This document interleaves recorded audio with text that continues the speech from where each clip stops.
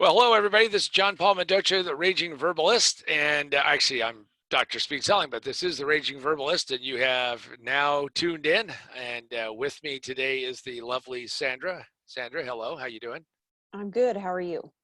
Good, good. Well, we're Good. we're in lockdown here in the beautiful Golden State, so we're having lots of fun. And all I can say is just a quick update from those of you who have been watching my exploits when I go to Costco is that it's always great to see people cheer water, yay water.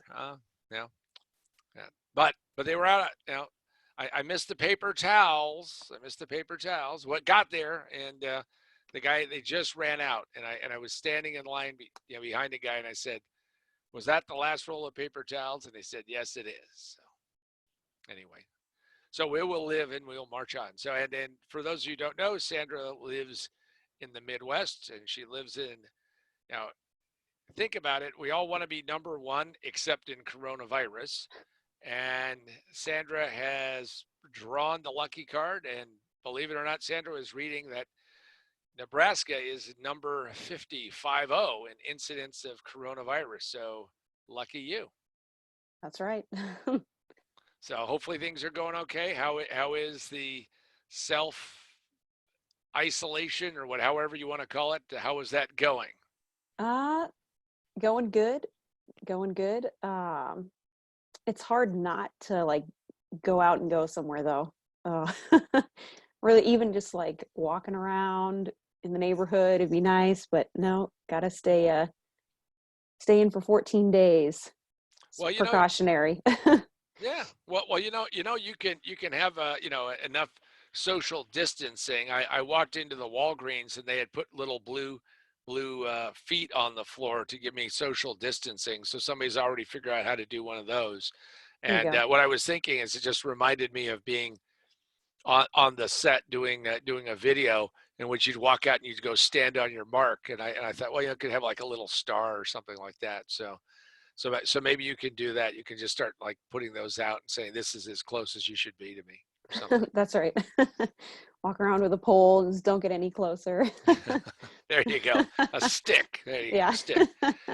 So anyway, what we're going to talk about today, everybody, is the fact that in the midst of writing my first book ever, and I alluded to this, my first book ever, by the way, which is out. It's available. It's on Amazon. It's on Barnes and Noble, Books a Million, Powell's, all kinds of places. I would send you to your local bookstore, but they're closed. Which is most businesses fail in the first 5 minutes. It just takes them 3 to 5 years to realize it. So nothing like launching it in the middle of that storm. And what happened is I brought together a team with my co-author, co-conspirator, business partner, Gabe Batista, and we put together a book that's out there right now, and it is now launched. So if you go and look me up on Amazon, you can go find the other book, which has a title of, and again, we had to change it because the Amazon folks did not like the word coronavirus. Who does? But they decided that that wasn't cool or kosher, so we had to change the title for Amazon Land because, of course, we live in Jeff's world, and so that's called Remote Work for a Better World. If you want to go to the website is Survive the Quarantine, and you'll see the original title and what that is. And we're selling it on that website. It's 99 cents, and we'll be talking about that today. Now, the point of it is that we put that together, wrote it in 2 weeks, took a week to get it all up and running, and here we are today. And what it is all about is the experiences as the team of how to do remote work, which a lot of you are now forced with doing and have not really had a lot of experience, and some of the things that you need to do to be productive.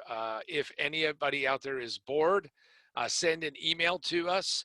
We have lots of work to do. I mean, we won't pay you, but we have lots of work for you to do. So just make sure that you're ready to do some work and all of that. The book is pretty exciting because we ended up having a crew of 9+1. Everybody but Mr. X is on the cover, And the reason for that is this was really a group effort to get it done. Very proud of the team, very proud of what we've put together. And I believe that you'll learn a lot. This is revision 1, so this is Rev 1. This is, in Google terms, this is a beta. But it is, it's got English, it's got real words, it's got real sentences. It's just, it's a lot of content to help you become better at what we're doing right now, which is utilizing a service like Zoom. It is Zoom centric. So if you're looking for something about any of their competitors, we decided that this was the church that we were going to go to, so, the temple of Zoom, and we're here. And so just keep that in mind and go check it out. We try to price it nominally. I mean, it's really a $10 book. It's actually worth a lot more than that. But what it is it's designed to help people in this kind of really tough circumstances. Now, we have put together, we have some questions, but I would recommend that anybody who's out there send some questions, and the lovely Sandra will offer those up given the amount of time that we have. And we'll go through this. Now, before we get started, let me just kind of say that I have been doing this remote thing. I have been doing virtualization of businesses for a very long time. And the reason why that's important is that there's a lot of people who just got started on this stuff, and they just kind of wake up and say, oh, hey, wouldn't this be a good idea? But I'm going to tell you right now that you want to make sure that everybody knows how to do what they say they know how to do. So we have a very experienced team, and we pulled it together. So with that, I'm going to have Sandra. I know we already have some questions, so offer up the first question and we'll go through this. All right. What credibility do you and the team have to be able to write this book?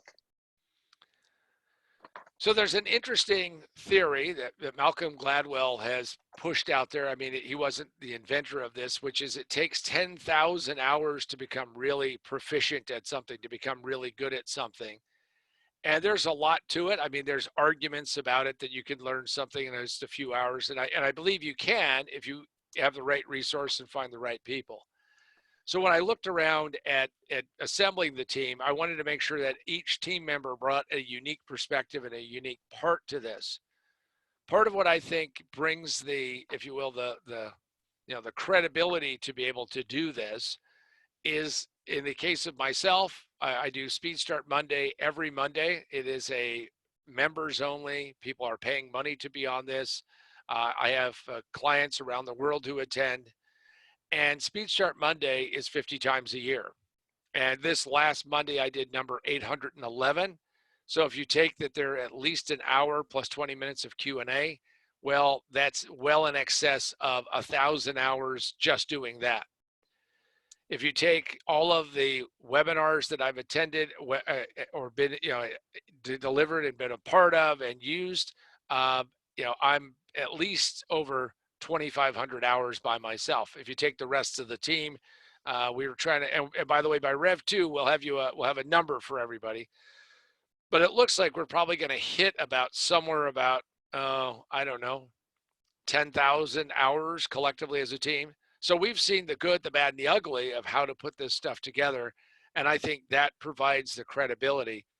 So let me kind of quickly go over the list of people that we have who are the, if you will, the co-authors of the book. And I think that you'll find it just rather interesting. And I'll give you just a quick brief overview about who they are, what they do, and why they're there. So obviously there's myself, and then there's Gabe Batista, who is, of course, my co-author, co-conspirator, business partner. And Gabe has been doing webinars with me and other people for the last several years, and in fact has been instrumental in taking my game to a higher level. In fact, I wouldn't be doing Facebook Live today with all of you if it wasn't for Gabe. And that's an interesting little side benefit of utilizing Zoom. See, Gabe told me, listen, John, we really got to get you doing Facebook Live. Now, for those of you who say, oh, that should be relatively easy, some point in your life you decide that this is the last piece of technology you want to learn or waste your life on. Life is short, people. So I really wasn't interested in going out and learning how to do Facebook Live. But what we found is that we could use Zoom and do what we're doing today. So we started out baby steps a very nice audience. That this was a forgiving audience, which is my Speed Start Monday crowd. And what we did is we started doing the first few minutes, a freemium, if you will, before Speed Start Monday. And yes, I deliver real content. Every time I go into one of these things, we deliver real content. These aren't just pitch, pitch, pitch, pitch, pitch. So had to go through that learning process, and Gabe helped set that up and put that together on top of all the other experiences he's had.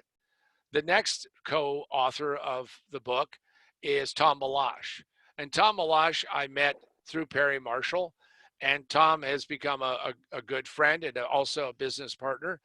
And Tom is really an interesting thought leader because he actually teaches people how to make meetings better. His contention is he thinks he can get meetings to become better than in-person live meetings. Now, I know that's a pretty tall mountain. I'll leave that to Tom, but he has contributed some great information on how to make sure every meeting you do is really good. His partner, Helene Gidley, and by the way, Tom and Helene teach what is called agile programming. For those of you who don't know what that is, it's how to get software done, period, but actually how to get it done more cost effectively and faster and better results. And he's been doing that for over 20 years. And between the two of them, they've created a really interesting company to do that. And Helene and Tom had an effect on the book that way. Doug Wesney is someone I was at a couple of my events, and Doug is a master at organizing, and he helped herd all these cats. But Doug, now I'm talking about all the cats, which all of us are cats, to get this thing done. And Doug actually, in his day job, which we'll leave out, you can figure that out, go out and look at his LinkedIn profile. But Doug actually organizes large, massive groups of people to bring this large company he works with, hundred to hundreds of people together at one point in time, and the issues and problems you come up with. The next co-author is my brother Michael, and Michael Mendoza is extraordinary in how to hire people and how to find the right people. He is a recruiter. He's got over 30 years experience, and he has looked at 65,000 resumes.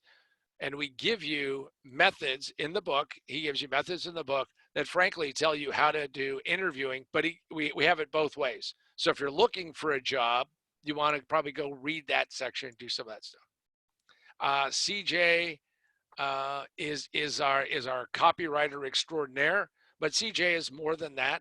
He really helps to make sure that we explain things clearly. CJ is out of Toronto, and what CJ has done, and his name is Kussler, is that CJ has really helped us, kind of add some additional elements to it, and was a great contributor.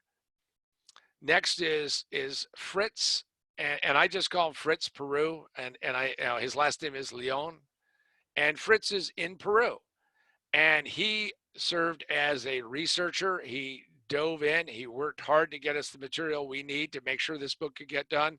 Worked tirelessly. He's going to college to become a civil engineer, really a bright guy and great member of the team.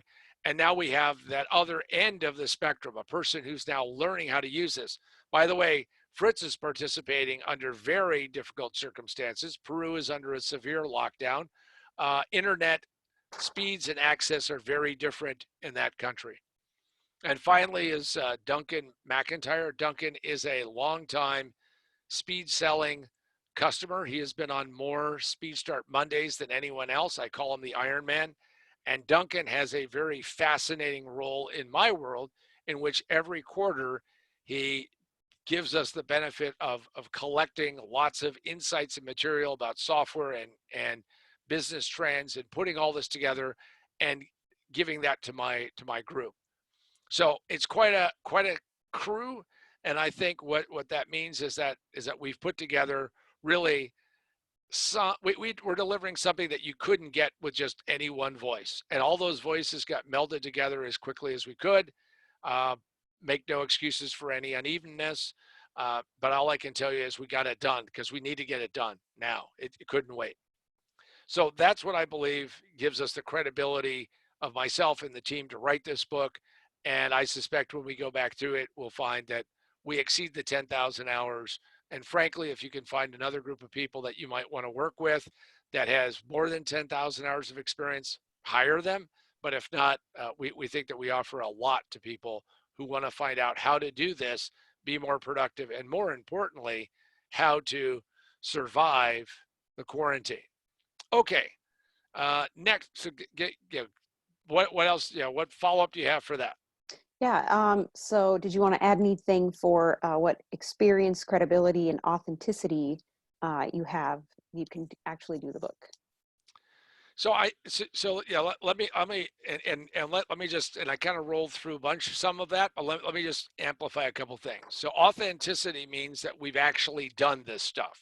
We're not theoretical. We haven't said, oh, this would be kind of interesting. No, we've actually done this. And because we've done it, we have gone through that. And I can tell you that the learning curve, the road to getting there, and we don't just talk about Zoom, we talk about other technologies that you need to pull this together. As of right now, like what I'm doing right now, I'm utilizing one of the technologies that we talk about in the book.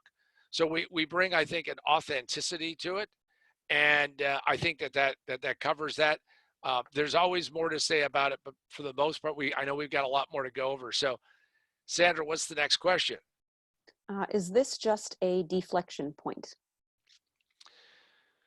So when you look at, and I talk, and specifically, I think that question goes to the coronavirus. So the coronavirus, lots of people are saying, and let's talk about what a deflection point is. Deflection means that you vary or move away from the norm of where you're at. Rivers do this, right? There's a deflection. There's a change in the flow of the river, and the course changes, but over time maybe it comes back. And a deflection point is interesting because deflection means that it's going to come back. It's going to snap back. It's going to go back to the norm.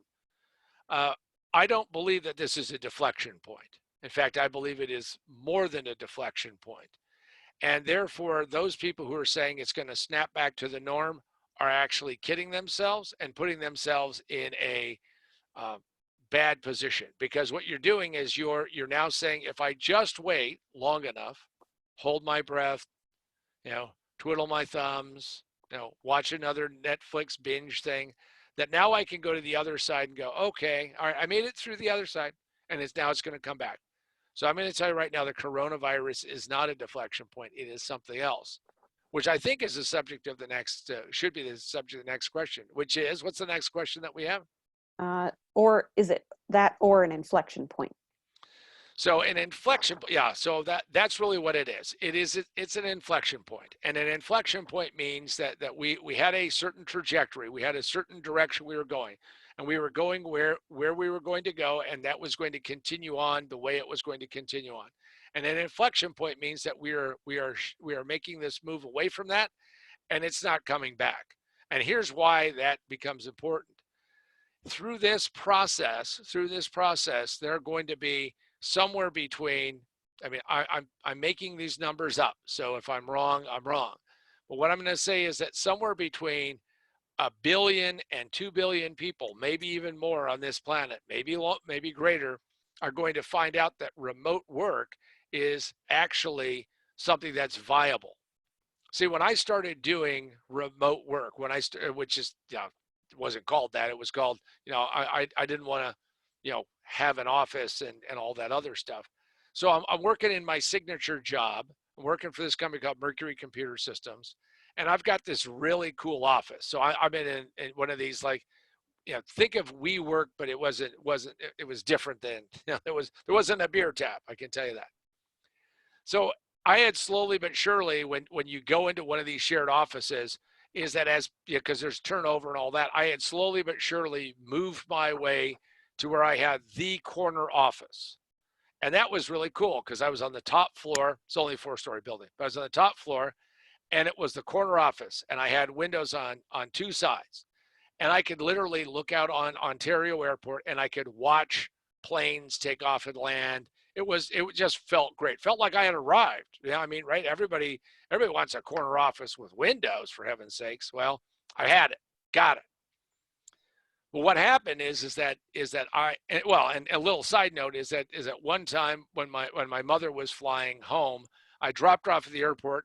I raced to my office, went up the elevator, got over there, and I took a picture. Again, this is long before digital. Took a picture. I have a picture of her plane taking off. I mean, very cool. Felt great.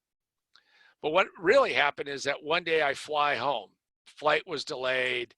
For those who don't know, Ontario, California has a very long runway. They also don't close, so it doesn't matter how late they fly in. Well, it was pretty late. And I get there and I'm like dog tired, been on the road. And I get my car and I go over to my office and I go up to my office and I'm like the only person in the building. It's, like 1 a.m. And I have to gather myself up. And, now I have, because I, need this stuff for tomorrow morning and I'm going to, do a little work out of the house. And I'm gathering this stuff up and my realization hits me that I am really in the transportation business. I'm transporting files back and forth and back and forth. All of my tools, like my fax machine, I know it dates it, but I had a fax machine and had everything is at the office.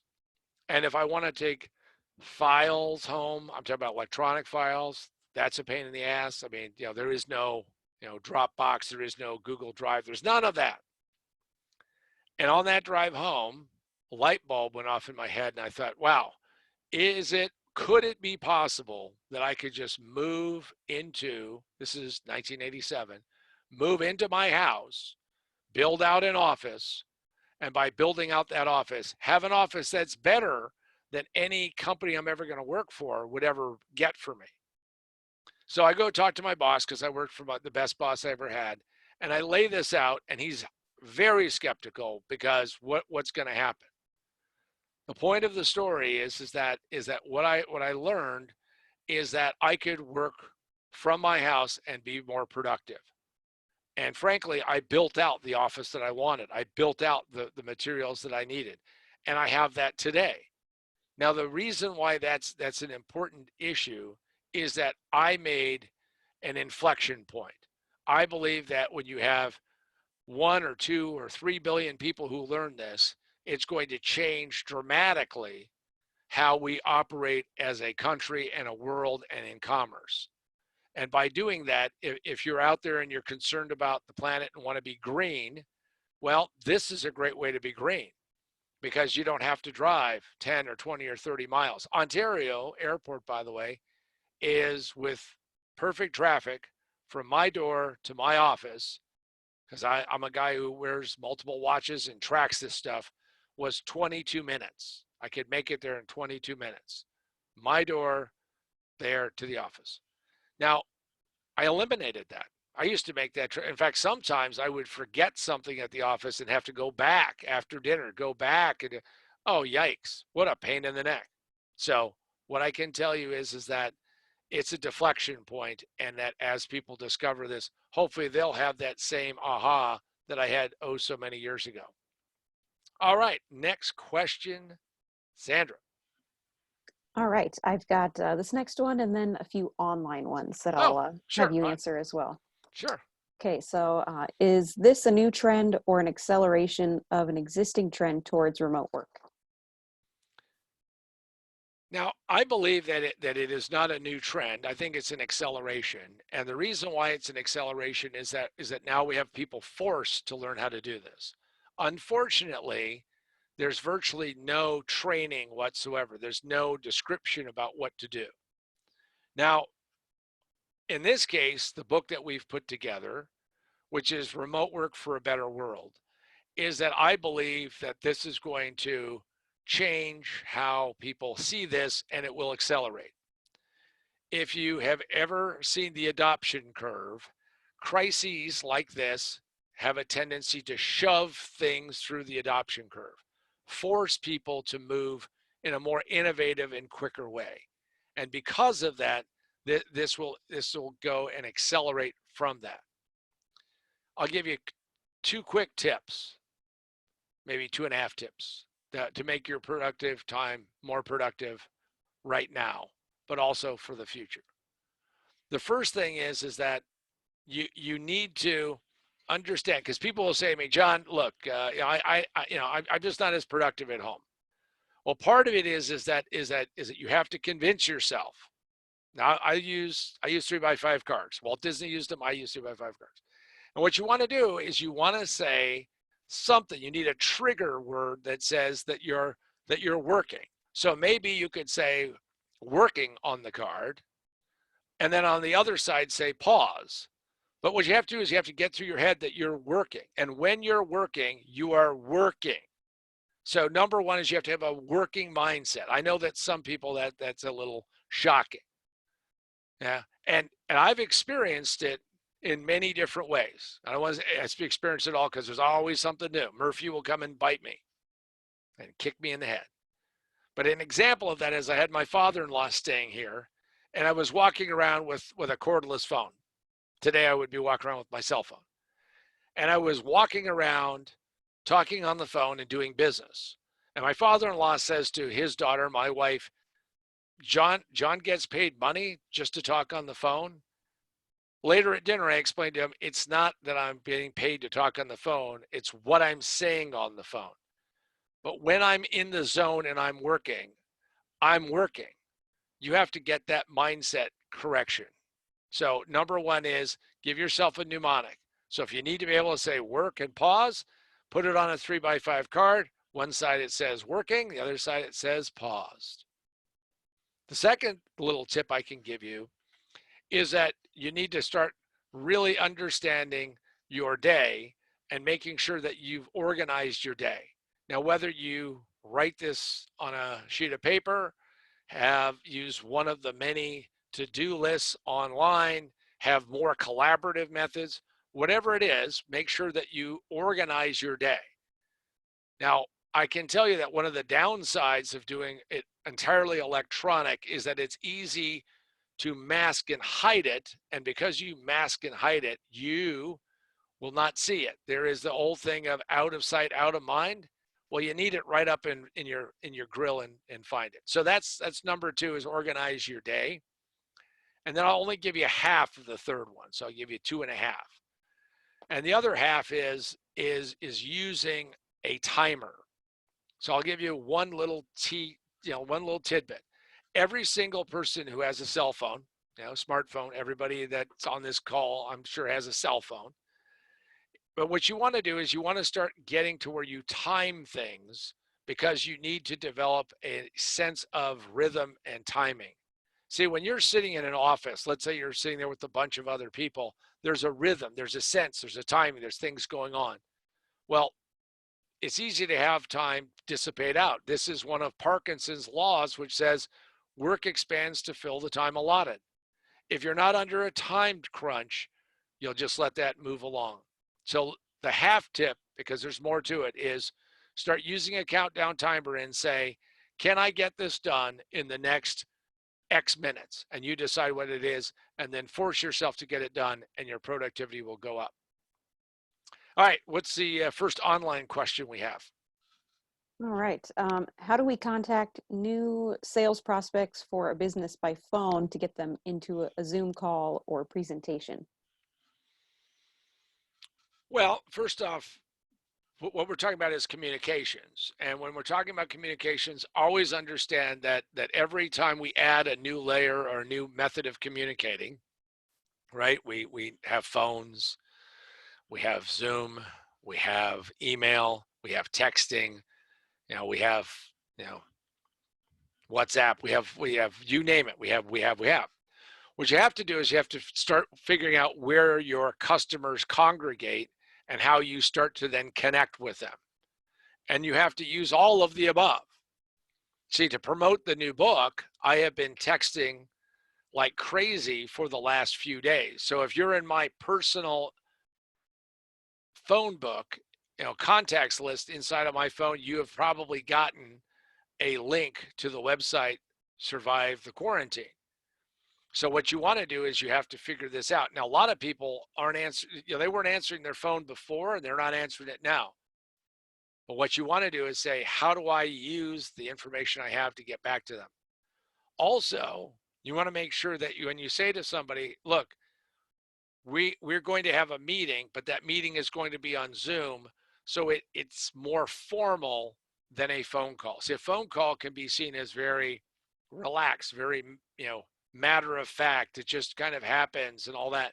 But what you really want to do is get really good, and I mean really good, at having the discipline to say, I'm trying to get a hold of, the following people. I'm going to put together a Zoom call or a Zoom meeting and get everybody to come on there. And you have to contact them and you have to push that along. And what you have to do is so here's the real key, is that you now need to have a headline, a hook, a tagline. You need something compelling that gets them to say, I want to know more about that and get on that call. Now, if you end up talking to them, for heaven's sakes, don't preview this thing. One of the downsides of coming attractions, as I jokingly say, before they shut down the movie theaters, is I'd love to go watch the coming attractions, but oftentimes they told the whole story in 2 minutes and 30 seconds. So why do I need to go see the movie? So what you have to do is you have to be very careful. You have to give them enough to get them excited. You have to give them useful information, but you want to complete that sentence and complete that information when you get to the other side. Those are the ways that I'm using right now to get people on calls. Next question. All right. How did you develop a strong voice to project virtually? How did I develop a strong voice to? Okay. Thank you for the comment. Always good to have a fan. Part of it was the fact that I started early on from my Vegas days of learning how to make sure that you learn a phrase and you learn how to say it. Now, you do not want to sound like a radio announcer. I have friends who are in that business, because you will probably turn people off because you will sound inauthentic. You'll sound too overproduced. But what you want to do is you want to start learning things that you can say so you can develop and practice and practice and practice and practice. And if you learn how to do that, what you'll discover is that, see, most people, they're saying it the first time that when they're saying it. And what you want to do, an easiest way to do it is to go on the internet, find a quotation that you like by somebody that you may be able to drop into a conversation, and then say, oh, by the way, my example that I always use is that I saw Peter Drucker live 7 times in my life. One of the most profound things that Drucker ever said was that after you get through having all the brainstorming and ideation, you go through all of that excitement of planning and thinking, that in the end, it all degrades to work. Now, part of it is to learn how to deal with cadence and tempo and do those things. But there's an example of a bit that I put together. Now, I've said it so many times, and it turns out that I'm like the only person on the internet that says that Drucker said, in the end, it degrades to work. So my name now is associated with Peter Drucker out there, little tiny part. And people will say to me, but John, where did you read it? No, I heard him say it and I wrote it in my notes. That's where I got it.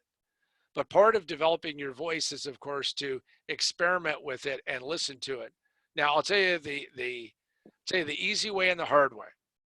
The easy way, believe it or not, is you record yourself and then you listen to yourself. And most of us, that's bad, because when you hear your own voice, you're like, yikes, I sound like that. I don't like how I sound. The harder way, frankly, to practice this, even if you're doing it remotely, even if you're doing these other things, is that what you do is you prop up a mirror in front of you, like, and sit and you deliver the lines to the mirror and you watch what you look like. See, what they may not be able to see on the phone what you sound like, or I mean what you look like, but they'll hear what you sound like. And whatever your expressions are, whatever those expressions are, will come through. And one of the best lines that I ever heard on the phone was this guy, Roger, in the call center, which is when he would deliver this line of pitch, he would deliver a pitch line, and he would then pause and he would say in the most warm, friendly voice, Do I hear a smile in that voice? And I can tell you that he sold more stuff. I was just blown away at how much stuff he sold. I wrote that down and said, wow, that's good. Do I hear a smile in your voice? But practice your voice and use it because it is your mechanism by which you communicate. Most of us are just trying to make our way through. So those are my thoughts off the top of my head. Next question. All right. What industries are most ripe for conversion from a physical business to selling their goods and services to a remote business, selling their selling their goods and services? Well, if you have a team of people who are essentially using technology to communicate with customers, all of those can move to more of a remote methodology.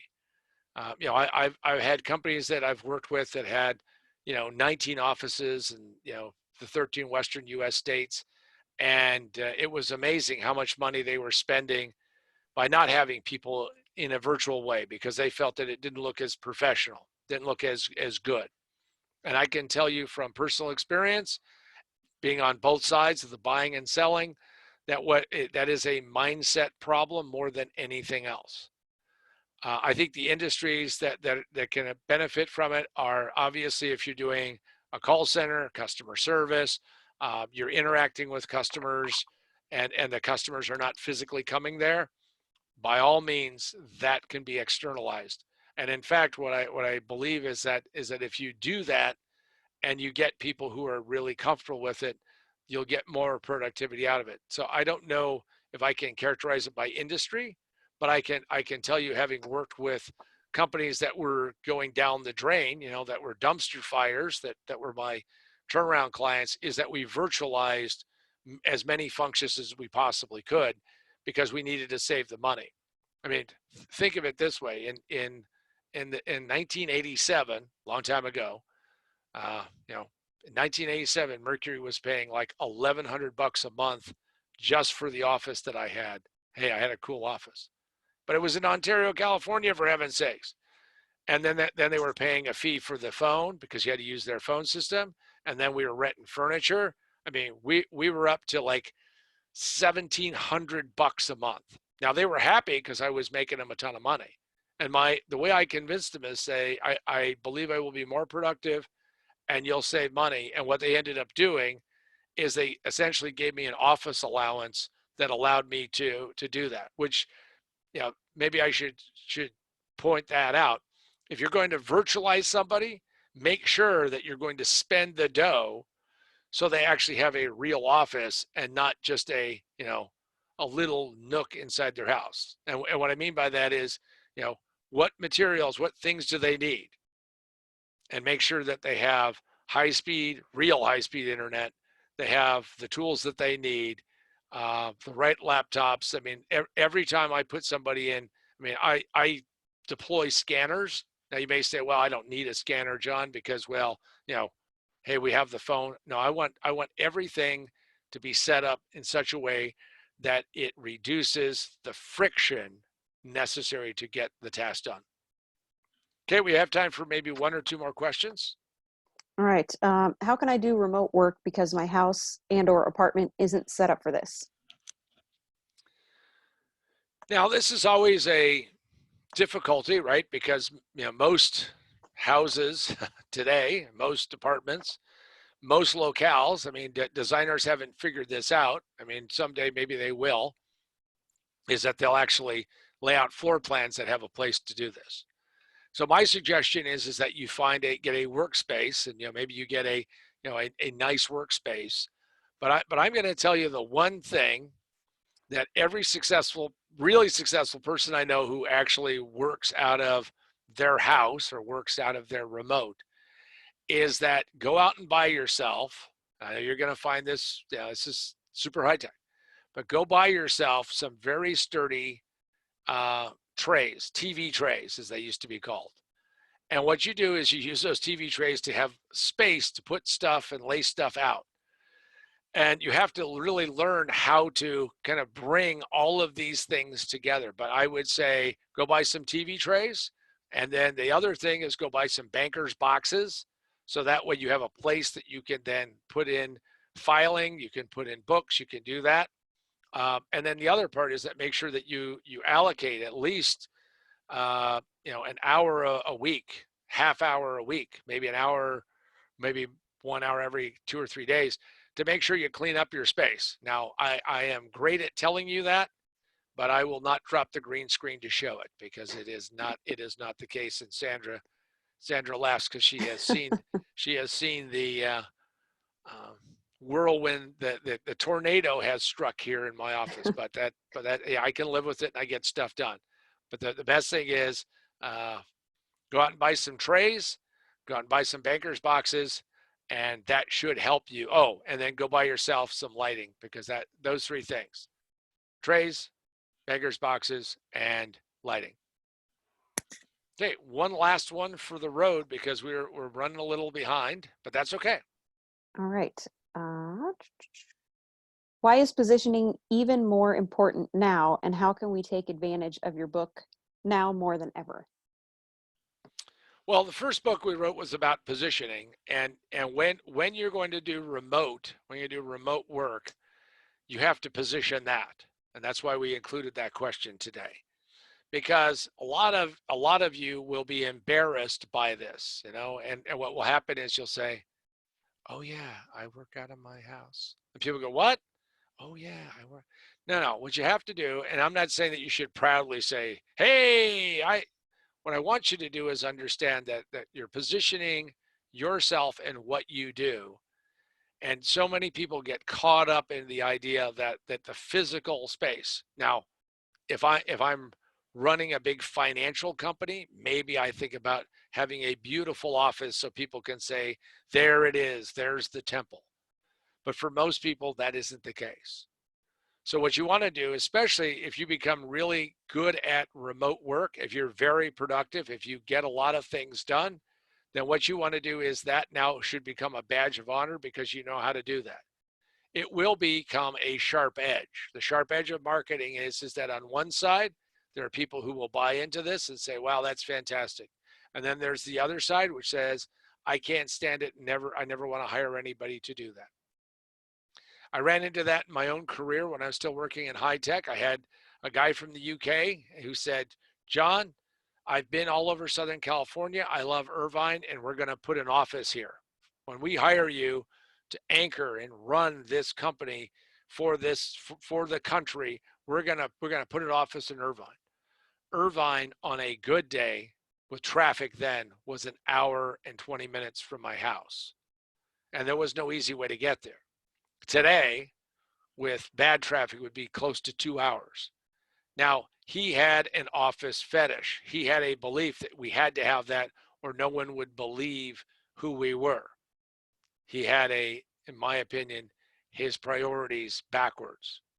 You want to position yourself as somebody who has, in this new world of remote work, an understanding, an ability to actually get things done. If you are very productive, all I can tell you is that people will want to have you come and work for them. Some of the most productive people that I know in the world, in fact, work out of their house. They have developed an ability to do that. And to that end, though I didn't anticipate that we were going to do it so quickly, but it was on my radar, is in fact remote work and how to do it for a better world. And it always comes back to being productive, engaged, and sane in today's turbulent times. We have a lot of dislocation going on right now. The question is, how can you be the most productive you possibly can be?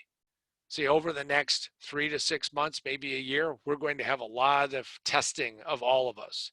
And the real question is, are you going to be a productive person or are you going to dissipate your energy? Yesterday, I talked to somebody in another land, and essentially one of the ideas is that they would shut down for 6 months and kind of ride out the storm. Well, I believe that is an absolute mistake. What you need to do is make sure that you're safe, make sure that you have the right distance, attempt not to get this virus, but more importantly, keep working and keep productive because life is too short. You need to make this as productive as you possibly can. See, to me, opportunity, the opportunity of actually getting things done is there and there today. If you want to learn new skills, let's say you're sitting in a position right now where you need to revamp some things, perfect time to do it. But remember what we said. Remember, I gave you 2.5 ideas.